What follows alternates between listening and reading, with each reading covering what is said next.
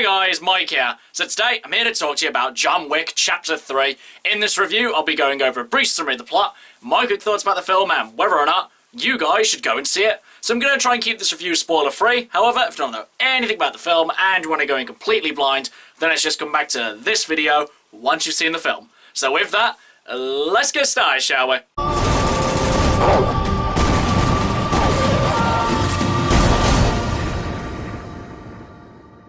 So John Wick Chapter 3 stars the man, the myth, the legend himself, Keanu Reeves, as the boogeyman, John Wick.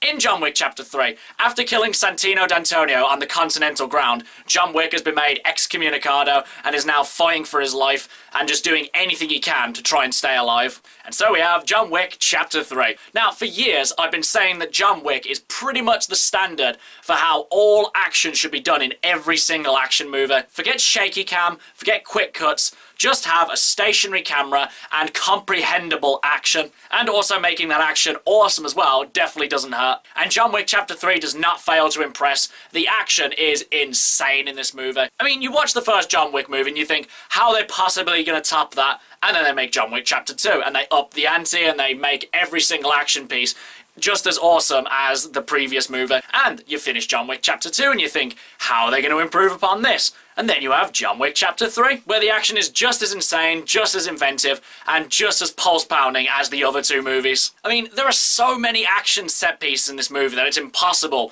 to just talk about them all in such a short time, so I'll just talk about a couple of my favourites. Right off the bat, you get a brilliant fight scene between John Wick and pretty much what is Andre the Giant. It's skill versus brute force, and in the end, skill prevails. If you've watched the other two movies, you know one of the biggest myths and legends about John Wick was that he was able to kill 3 people in a bar once with a pencil. Well, John Wick pretty much adds to his mythos by killing someone with a book. And I'm not just talking one smack around the face and the guy's dead. John Wick definitely uses a lot of inventive ways of using a book as a weapon and lots of other things in this movie as well. Another insanely impressive action scene came with John Wick and Halle Berry's character and also her 2 dog assistants. It would have been just awesome enough having Keanu Reeves and Halle Berry kicking ass together, but the fact that they added the dogs into the mix just made it even more insane. And it wasn't just a simple case of dog goes over and bites someone. They find these really inventive ways of getting the dog from point A to point B. Whether it's basically leaping through obstacle courses or climbing walls, there are just no limits to what the action can do in this movie.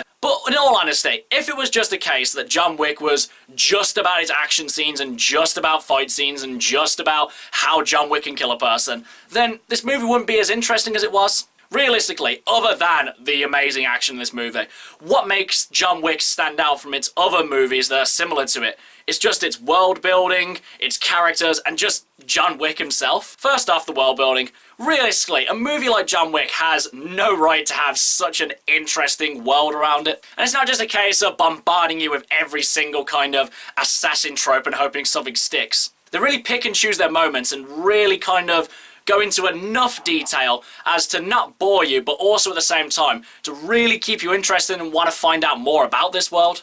Though, of course, it wouldn't be a John Wick review without talking about the boogeyman himself. Now, upon first glance, you would think there's nothing much more to John Wick than just he kills people, but that's another thing that these movies do so well. They add so much depth to this character within such a small amount of time. You know, when he's not killing people anyway, that is. Because the basic catalyst for his character is that he's getting revenge for his dog, and then suffers for the consequences of doing that. And in this one, he's trying to pretty much just survive.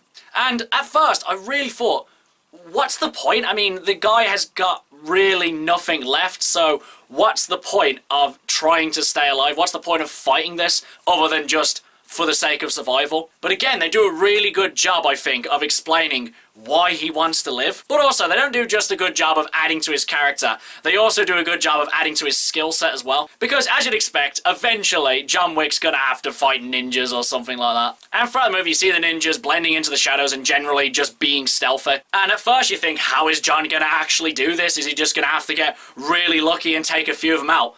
But then you see that John Wick is a master of stealth himself. But I would say that a slight criticism with John Wick Chapter 3 is that at certain parts it does get quite silly. Now, I'm not saying that the other two movies were completely grounded in realism, but there were probably just 1 or 2 scenes where I just thought, okay, that's just completely ludicrous. It wasn't that bad that it completely ruined my immersion and made me want to give this movie a bad review.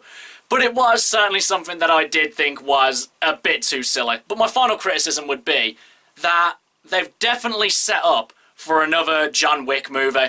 Now, at first, you'd think, oh, this is great, I'd love to see more John Wick, but this may be the early signs that we may have a bit of fatigue with this franchise. But in all honesty, I would love to see another John Wick movie. I love the world building, I love John Wick as a character, I love these movies just as a whole. But I think it might have just been a bit better had they stuck to a trilogy and just kind of came to a resolution for John Wick's story. But I just really hope they don't just milk this franchise to death and they keep true to what John Wick's about. But in all honesty, having said that, bring on John Wick Chapter 4 in 2021. Overall, guys, there's not much else I can really say about this movie. The action is insane and should be the standard for how all action movies should be filmed.